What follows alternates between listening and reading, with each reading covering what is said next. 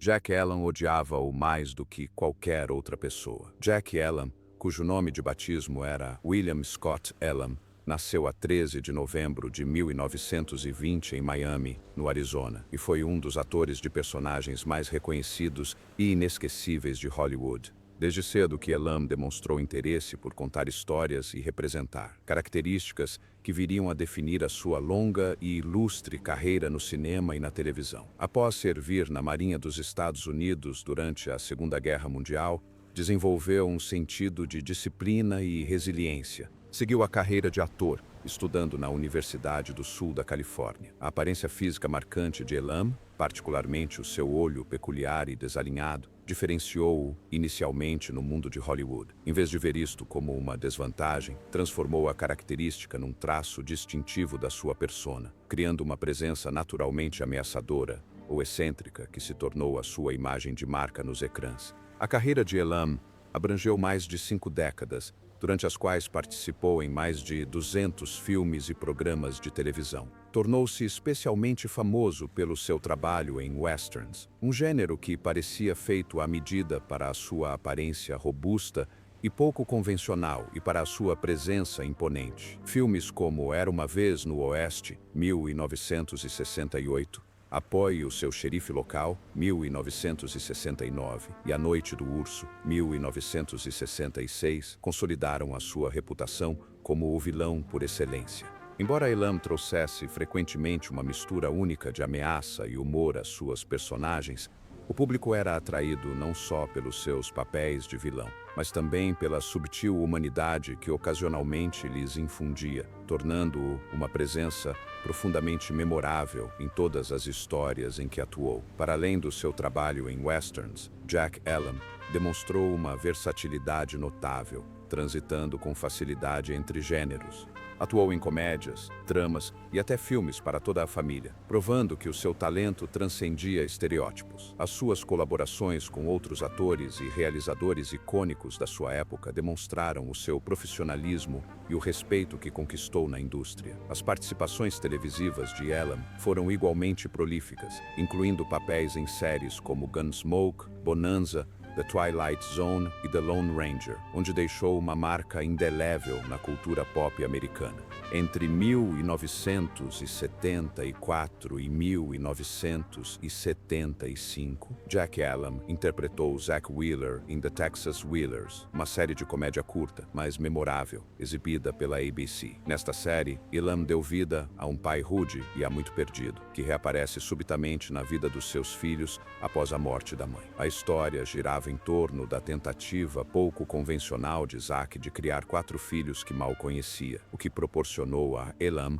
a oportunidade de demonstrar tanto o seu talento para a comédia como a sua capacidade de interpretar uma personagem que, apesar dos seus defeitos, tinha uma surpreendente dose de bondade. Embora a série tenha durado apenas 8 episódios, foi notável por reunir Elam com futuras estrelas como Mark Hamill, que viria a alcançar fama mundial como Luke Skywalker em Star Wars, e Gary Busey. Mesmo que The Texas Wheelers tenha enfrentado baixos índices de audiência e sido rapidamente cancelada, os críticos elogiaram a prestação de Elam, referindo que a sua personalidade robusta e presença excêntrica em cena acrescentavam uma camada única à comédia familiar. Elam continuou a fazer experiências com papéis invulgares na televisão, demonstrando uma vontade de se livrar dos estereótipos de western, sombrio e vilão que tinham definido grande parte da sua carreira anterior. Em 1979, apareceu na sitcom da CBS Struck by Lightning,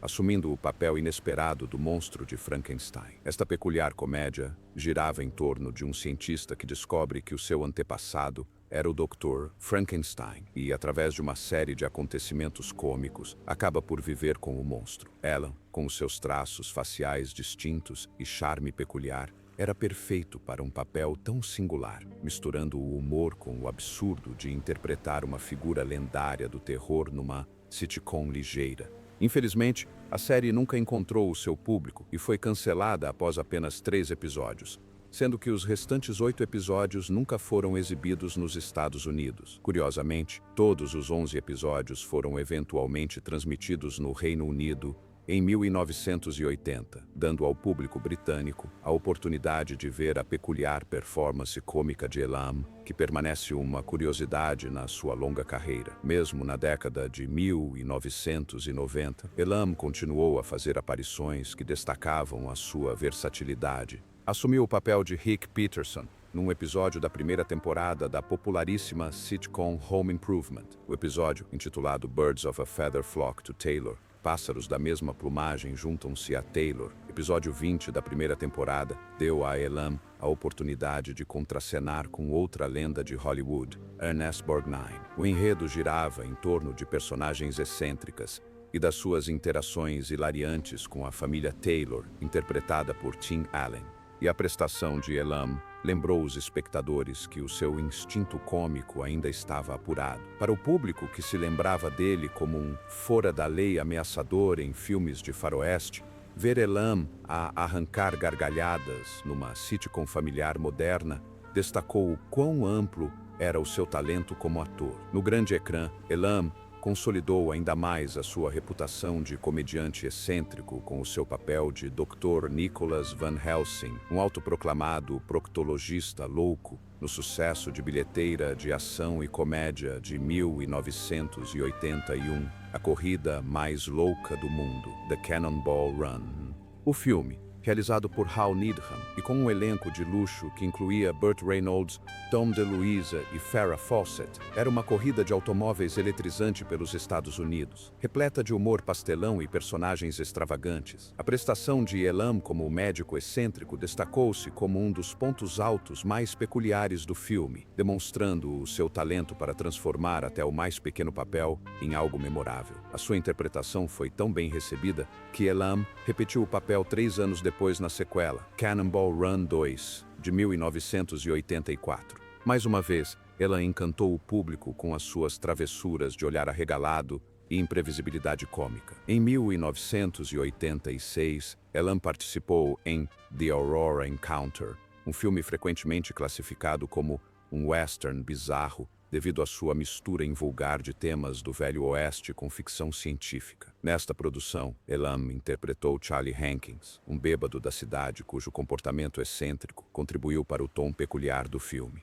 Foi durante a produção deste filme que Elam viveu uma das ligações pessoais mais profundas da sua vida. No set de filmagens, conheceu Mickey Hayes, um rapaz texano de 11 anos que sofria de progéria, uma condição rara que provoca o envelhecimento precoce. Apesar das diferenças de idade e de circunstâncias de vida, Elam e Hayes formaram um laço extraordinário. A amizade entre ambos foi posteriormente documentada no filme I Am Not a Freak, de 1987, que mostrou a profundidade do carinho que nutriam um pelo outro e como o calor humano e a humanidade de Elam transpareciam fora do ecrã, tanto quanto o seu carisma no mesmo. Elam comentou uma vez, numa citação que pode ser apócrifa, mas é amplamente repetida. Sabe, conheci muita gente, mas nunca conheci ninguém que se aproximasse de mim como o Mickey. O relacionamento revelou um lado terno e compassivo de Elam, que o público raramente via nos seus papéis de durão.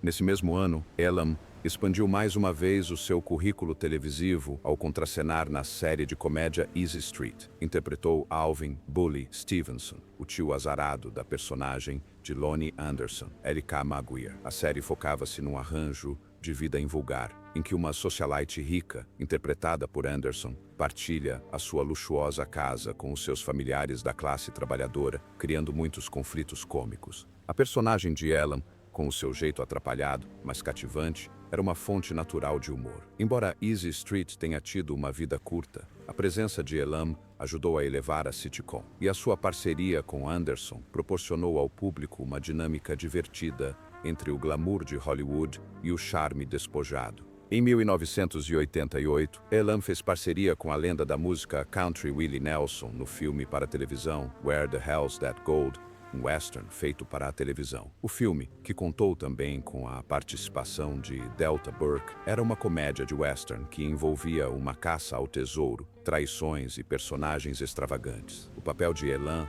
permitiu-lhe regressar ao território familiar do gênero, mas com o toque cômico que se tornara uma das suas imagens de marca. A sua química com Nelson contribuiu para o sucesso do filme, uma vez que ambos trouxeram uma energia descontraída e natural às suas interpretações. A longa e distinta carreira de Elam recebeu reconhecimento formal em 1994, quando foi incluído no Hall da Fama dos Grandes Intérpretes do Oeste no Museu Nacional do Cowboy e da Herança do Oeste, em Oklahoma City, Oklahoma. Esta honra colocou-o ao lado de alguns dos nomes mais respeitados da história do cinema e da televisão de western. A inclusão foi uma justa homenagem a um ator que não só se definiu através de interpretações inesquecíveis de vilões e personagens cômicas, como também contribuiu para o legado duradouro do gênero western.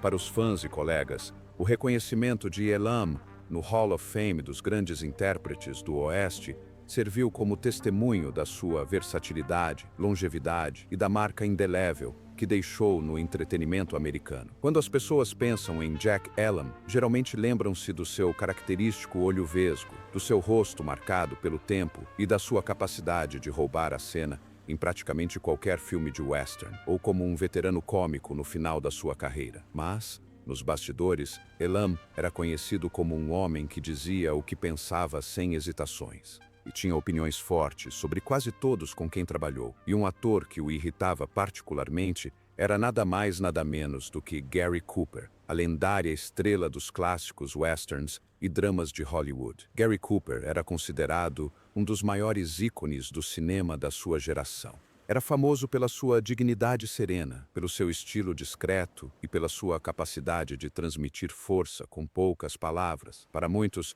era a própria definição de um herói do faroeste. Mas para Jack Elam, Cooper representava quase tudo o que detestava nos galãs da era dourada de Hollywood. Elam acreditava que Cooper era sobrevalorizado e que a sua suposta prestação natural era pouco mais do que, como Elam disse uma vez, ficar parado a resmungar enquanto todos os outros faziam o trabalho. Elam costumava contar histórias em entrevistas ou em sets de filmagem sobre as suas experiências pouco lisonjeiras com Cooper. O Gary Cooper nunca me impressionou, terá dito Elam. Ele estava sempre ali, simplesmente. Tinhas estes grandes atores de personagens a conduzir uma cena, a dar tudo de si, e o Cooper apenas murmurava uma frase com aquela sua voz grave, e os críticos chamavam-lhe genial. Eu nunca vi a genialidade. Vi um rapaz que se dava bem apenas por ter boa aparência, usando um chapéu de cowboy. Parte do desprezo de Elam vinha do que considerava ser a falta de ética de trabalho de Cooper. Enquanto o próprio Elam trabalhava incansavelmente para aperfeiçoar até os mais pequenos papéis, chegando muitas vezes cedo ao platô e ficando até tarde para rever os diálogos, afirmava que Cooper se acomodava no seu estrelato. Se me perguntassem quem achava preguiçoso, diria Gary Cooper sem pestanejar. Comentou Elam em tempos. Não ensaiava, não se esforçava, não se importava se a cena era brilhante, só queria acabar logo e receber o pagamento. Enquanto isso, o resto de nós matava-se a trabalhar para que tudo corresse bem. Elam também tinha opiniões fortes sobre a forma como Cooper tratava os outros no set. Embora Cooper tivesse a reputação, entre muitos, de ser educado e reservado, Elam via-o de forma diferente. As pessoas diziam que ele era um cavalheiro, observou Elam. Talvez se fosse um chefe de estúdio ou uma atriz bonita. Mas se fosse apenas um rapaz comum como eu, ele não se importava consigo, mal te reconhecia. Não tenho qualquer respeito por isso. Para um homem como Elam, que se orgulhava de ser acessível e simpático com todos, desde a maior estrela até o assistente de palco, este tipo de distanciamento era imperdoável. Talvez o que mais irritasse Elam fosse a forma como Cooper era idolatrado pela crítica e pelo público, mesmo quando, na visão de Elam, as suas prestações eram sem vida. Elam considerava o Oscar de Cooper por matar ou morrer um dos mais injustos da história do cinema. Podias ter colocado um índio de tabacaria nesse papel e terias obtido a mesma performance, ironizou Elam. Mas como era o Cooper, todos se curvaram perante ele. Nunca percebi isso, disse Elam, sendo franco como sempre. Uma vez resumiu os seus sentimentos dizendo: Gary Cooper era como papel de parede. Ele estava lá, preenchia o espaço, mas não se notava a não ser que alguém lhe dissesse para reparar nele. E, no entanto, de alguma forma, ele tornou-se este gigante do cinema. Para mim, isto diz mais sobre a obsessão de Hollywood com a aparência do que com o talento. Apesar das críticas, Elam reconheceu que Cooper tinha fãs devotos e que a sua imagem de cowboy alto e estoico era algo que o público desejava. Mas isso não impediu Elam de expressar o seu descontentamento. Era o herói americano, com certeza, admitiu Elam. Mas só porque as pessoas queriam acreditar nessa imagem. Não era o melhor ator, nem de longe, nem sequer era o melhor ator na maioria dos seus filmes. Mas tinha o aspecto certo, e isso bastava para os estúdios. No final de contas, a antipatia de Jack Elam por Gary Cooper tinha raízes na sua frustração de longa data com a tendência de Hollywood para glorificar os galãs, enquanto ignorava os atores de personagens esforçados e dedicados que davam alma aos filmes. Para Elam, Cooper simbolizava este desequilíbrio, a injustiça de um sistema que recompensava a aparência e o carisma em detrimento da profundidade e do trabalho árduo.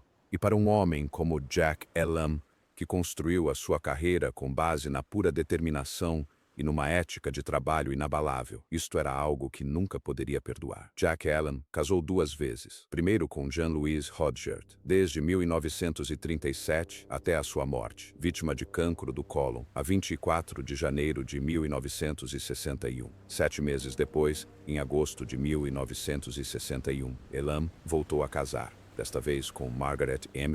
Jennison. O casal permaneceu junto durante 42 anos, até 20 de outubro de 2003, quando Jack faleceu de insuficiência cardíaca congestiva na sua casa em Ashland, Oregon.